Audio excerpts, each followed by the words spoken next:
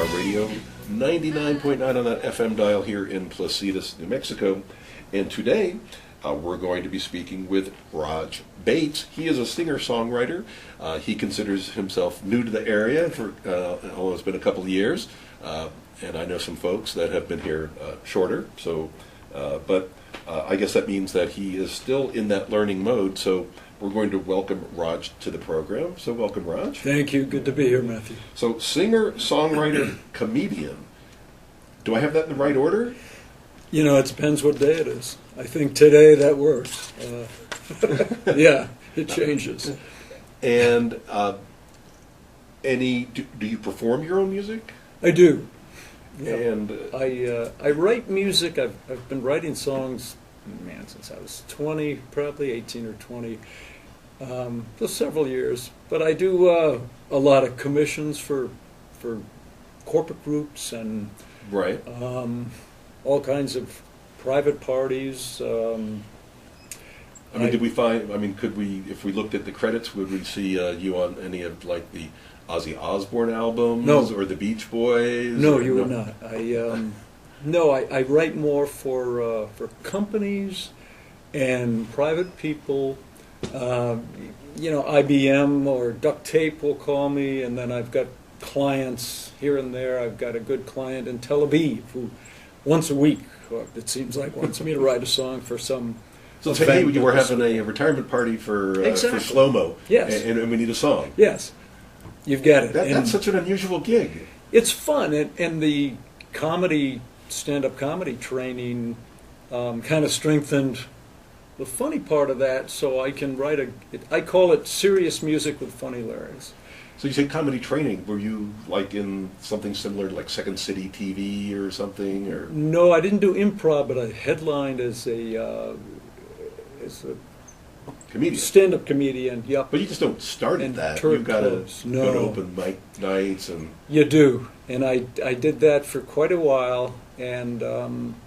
Is that where you started, or were you, a clerk at the local Lace Hardware who was trying to make it as a comedian, and then it worked out? You know, I was playing music in clubs for years, and then it was during the 1980s, right. And the bars back then were really smoky. And I was kind of a health nut, and I just got burned out, no pun intended, on the smoky environment. Right. And so I got out for a while, and I wrote a book called How to Improvise and Play by Ear for Guitar. I wrote one for guitar and one for keyboard.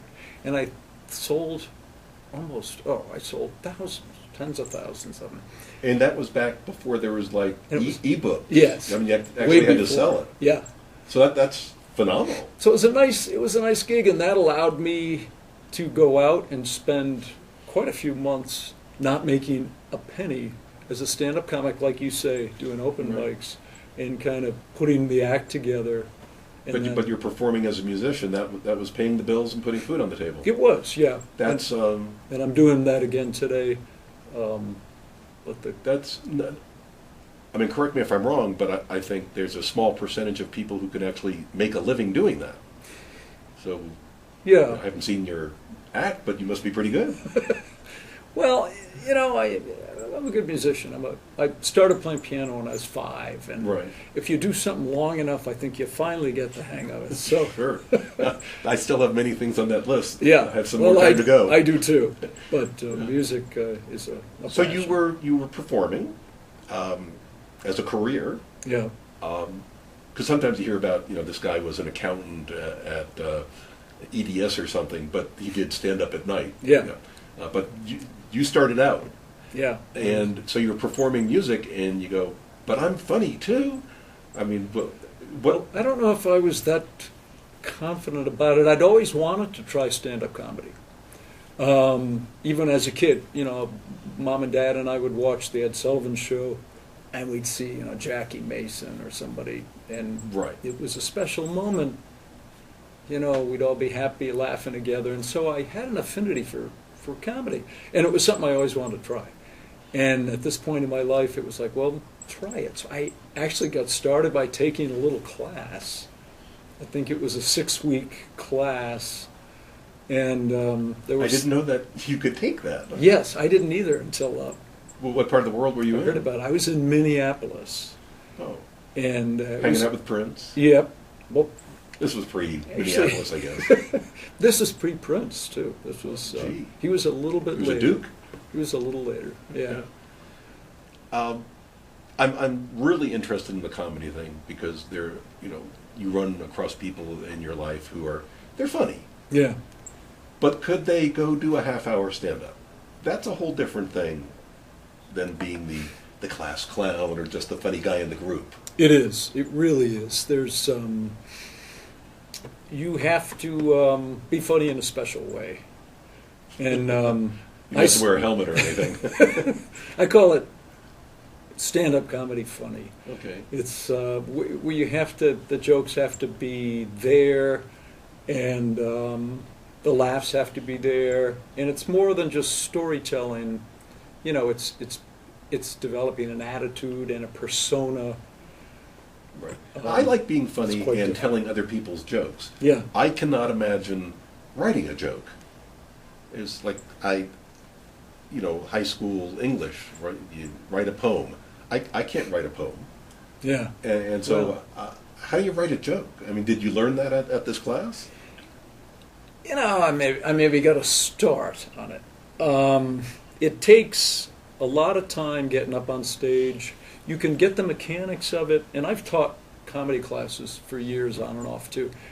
And it's fun to share the mechanics of it because everybody's got a sense of humor, and anybody can become funnier. Almost everybody.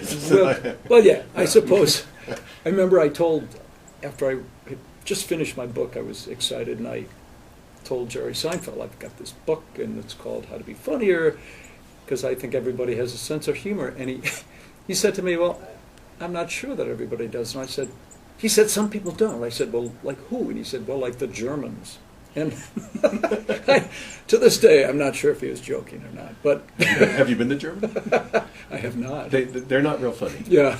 Austria, for some reason, which you would think is exactly the same, Yeah. is totally different. Really? That's interesting. At least from the couple times I've been there. And Germany is great. Yeah. But we had been in, and this probably isn't appropriate for an interview with you, but it's my show. It sounds interesting to me. Everything was kind of monocolored, Yeah. very precise, as you would expect. And then we went over to Vienna, and you see, it was like San Francisco. You see different color hair and all kinds of really wild clothing. Oh. Do you know that you're Aryan? Why are you doing this? And they're right next door. So for me, that was really interesting, which is why I love travel. I haven't been to either country, but I think Austria would be first on my list now, knowing that. Yeah, cool place. Although they probably don't make the best cars, like Germany. Well, the diesels that they import to America. Yeah. So I don't know. That's a kind of a chicken and the egg. Yeah. They didn't want to build it the way our restrictions were because it didn't make sense. I mean, who knows? But that'll be a different show. I know I saw you perform at the community center, the Christmas lunch, very abbreviated, but Yep. definitely the comedy was original. It was. And funny. And you had mentioned then, Nice to hear. or maybe the introduction mentioned Jerry Seinfeld. How does a comedian get to the point that they can talk to Jerry Seinfeld? That's probably a small club too. Well, I actually I had opened for him at an open mic type of thing in L.A. But that was your I didn't talk agent, to him. right? Booking Right. as opposed to Jerry saying, "Hey, Rod, Yes, come and open for me." it was.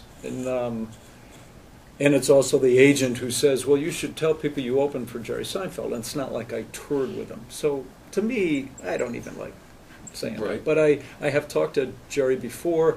He used to do shows at the Guthrie Theater in Minneapolis quite often. Mm-hmm. And so it was after one of those shows where I talked with him and mentioned the book, and I talked with him a couple of times. Because I would guess. think when you get that call from your Nice agent, you've got to be absolutely excited. Oh God, yeah. I mean, this is pivotal, possibly. the most exciting thing for me was opening for Rich Scheidner. We did 4 shows together, and he at that time was my favorite comic. And I don't know, you probably haven't heard of him. I have not. Okay, yeah, he was great. He was very hot back in the late '80s, early mid '90s. I think he's doing a lot of writing, maybe in LA for different TV shows now. But that was just a thrill to be able to warm up the audience and then sit there and enjoy his show and get paid for it. How fun is that? Yeah.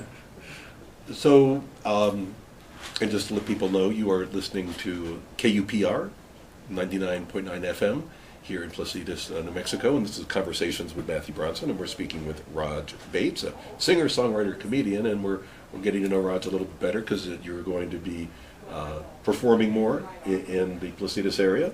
I will be. Even though you are a regular at the stage in the Santa Ana Casino.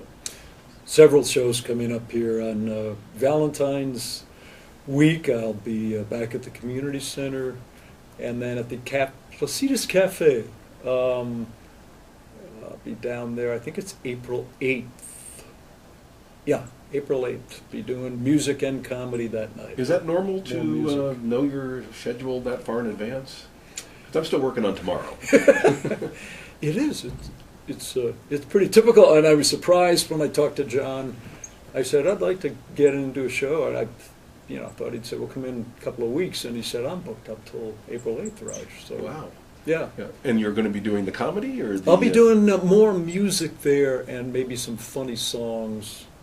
I always throw a joke or two out there, but right. It won't be stand-up comedy per se. And we might be hearing you on a more regular basis here on KUPR? Yes. I'm hoping to get a slot? At least for once comedy a week slot. Or music? Or? I think that'll be both. Both music and comedy. Yeah. I plan to pull up, try to look for clips of just great music and great comedy that maybe people haven't heard right. a lot of. Yeah, and a little original stuff. Is there something in Placitas that you have found to be like really funny? What's the funniest thing about Placitas? Oh, gee. If there is such a thing. That's a hard question, isn't it? That's a tough question. The funniest thing, to me, just on a personal basis, when I look out the bathroom window and I see a horse, we have wild horses, right? And sometimes they'll come right up to the window. And it keeps you regular. Put it that way. If you're, I would think that it might stop the whole process. Yeah, it's startling and funny as hell. Because, it's kind of like the old Mr. Ed sticking his head through the barn window. Yeah, it is. Being in the the comedy field, are there? I know we have a lot of artists in Placitas, in all medium. But any other professional comedians? I don't, not that I know of. We have a lot of musicians here, a lot of great musicians and people who love music. That's a good question, Matthew. I don't know. I mean, you could start a support group or something. Yeah. It might be just me in the support group. I don't. Okay. I have not run into another comedian now that I think about it. So for 2016. We can see you on a regular basis at the stage at the Santa Ana Casino. Every 2 or 3 months. Mm-hmm. Yep. We'll see you at Placitas Cafe. Placitas Cafe. If people are interested in your songs, is there a place for them to hear them or buy them? Or well, I mean, are you a CD baby kind of guy or YouTube or? I need to have a little more presence. I do have a song a week blog. Okay. That they can find. I think it's. I think it's Raj Bates' blog. That's terrible. So I'm so bad at promoting. Well, it's like no one knows their own home phone number because you never call it. I do have a website where they can find the Song a Week blog. And what is that? And that is rajbates.com. Okay. ROGBATES. Right. .com. And if they look up Raj Bates' Song a Week blog, they'll find that. And so you write a song every week? So I was writing a song a week, and I made it to the half year, and I was just too busy with other work, and I bailed out. So I have temporarily halted that. But there are 28 songs on there. And on RajBates.com, is there There's a some place where... songs there too. Yep. And what about your various books? I believe they can buy the How to Be Funnier book on my website. Is there possibly a copy of that book at the Placitas Community Library? You know, it's been an oversight, but there will be. So people can come and... Tomorrow there will be a copy there. I didn't bring one today. Tomorrow, yes. Well, super. Thank you. What else do we need to know? I don't know that you need to know anything, but I'm happy to answer anything that comes to mind. How do you like Placitas? I love Placitas. I think Placitas is amazing. The natural beauty is astounding. The people here, I think, are just the most wonderful collection. They're, laid back, smart, happy people that I've met, and it's a great community. I did just write a song called Living in Placitas. Okay. Which... probably need a KUPR jingle or something. Joan... Finical, right? The Charles in Charge? Director, Right. has suggested I record that as my theme song for the radio show. Okay. And I think that's a great idea. Yeah, I mean, we're living off in Enchanted Hills while we build our house up here. Nice. And Yeah. every time we pass the I-25 exchange, get up over that hill, we feel different. Yeah. Because something happens. I don't know what it is. It's this wonderful calm comes over you. It's magic. Yep. I agree. It's, I don't know. Totally cool. The mountains, the altitude, the serenity, it's just, yeah. Yeah. I mean, I tell my wife once we build that house and move in, I am never crossing I-25 again. Yeah. There's no reason to leave. Unless you want to eat. Well, we do have the A Merc. couple of restaurants. Yep, that's true. And maybe I'll spend a little bit more on a gallon of milk just to not have to go Yeah. into town. Yeah. It's So, amazing. yeah. Anything in your immediate future that we can tell people about, other than your books and songs and RajBates.com? Well, I love getting out into the community here. Anytime if somebody is having a party and they want to hire a singer, pianist, guitarist. I work with a fantastic drummer, Bob Danielson from Albuquerque. We can do a duo, or I can come in. I can write a custom song to surprise somebody if they're having a birthday or retirement. Or I just love doing that kind of thing. It's like a singing telegram? Or? Well, interesting you mention that, because way back, I'm really dating myself here, 1980, living in Minneapolis, I got a call to do singing telegrams from an attorney there who claims to have originated the singing telegram. I guess maybe it's just because he's an attorney, but he had it registered. It's mine. Yeah, and so what they were doing at that time, though, they had a kind of a schlocky little poem that they would lock into a goofy little, folk song, and they would sing the same song and do this basically the same poem for everybody, and they would just change the names. And I said, well, can I at least get information and write something original about the people, and maybe even make up original music? And he was all for it. He said, run with it. And so that's how I started doing these. Okay. Did he have you sign like a release that custom songs? He owned everything that you did? Yeah, it's yeah, that's surprise. Yeah, he owns all my music, but but nice guy actually. And but it's interesting because it kind of evolved from that. Have you thought, with all of the musical talent out here, possibly forming a more solid band? I have. Right now, I'm happy. I've got the duo, and I also work with the trio. The band. The more people you have, the more commitment of time and energy, and Oh, sure. things change. I'm enjoying just working with the 2 or 3 other folks, and who knows? We'll see where it leads. But Yeah. I'm busy, so I just don't really have time for the full band right now. But I got to say, we can put out a sound of 17 people, or at least 3. For all of the old rockers here, or the people that are doing it the second time around, you look at a band like the Jimi Hendrix Experience. Yeah. 3 guys. 3 guys. Sounds like a whole bunch more. Fantastic. Yep, and So Cream. it's doable. 3 guys. Yeah. Yeah. I'm not saying we're Cream or Jimi Hendrix, but But you we did do put out quite a sound. open for Jerry Seinfeld. Yes. Not many people can say that. Yeah.